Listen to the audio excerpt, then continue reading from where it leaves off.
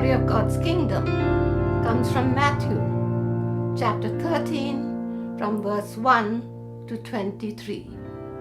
On that day Jesus went out of the house and was sitting by the sea. Such large crowds gathered around him that he got into a boat and sat down while the whole crowd stood on the shore.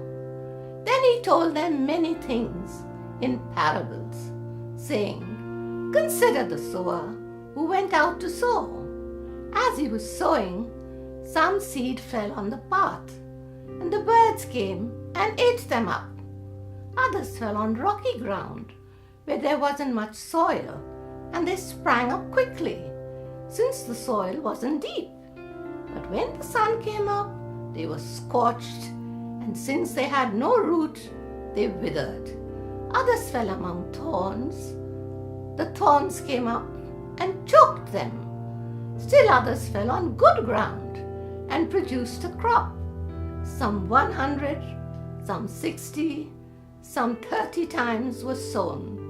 Anyone who has ears should listen." Then the disciples came up and asked him, "Why do you speak to them in parables?" He answered them, "Because the secrets of the kingdom of heaven have been given for you to know, but it has not been given to them. For whoever has, more will be given to him, and he will have more than enough. But whoever does not have, even what he has will be taken away from him. For this reason I speak to them in parables, because looking they do not see, and hearing they do not listen or understand. Isaiah's prophecy is fulfilled in them, which says, "You will listen and listen, yet never understand. And you will look and look, yet never perceive. For this people's heart has grown callous. Their ears are hard of hearing, and they have shut their eyes. Otherwise, they might see with their eyes, and hear with their ears, understand with their hearts, and turn back, and I would cure them. But your eyes are blessed, because they do see, and your ears because they do hear.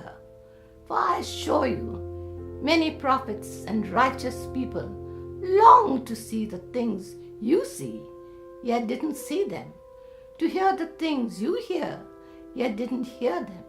You then listen to the parable of the sower. When anyone who hears the word about the kingdom and doesn't understand it, the evil one comes and snatches away what was sown in his heart.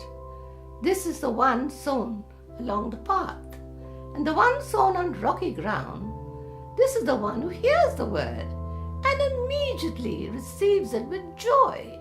Yet he has no root in himself, but is short-lived. When pressure or persecution comes because of the word, immediately he stumbles.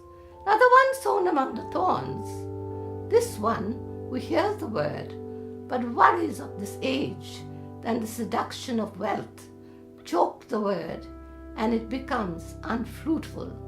But the one sown on the good ground, this is one who hears and understands the word, who does bear fruit and yields some 100, some 60, some 30 times what was sown."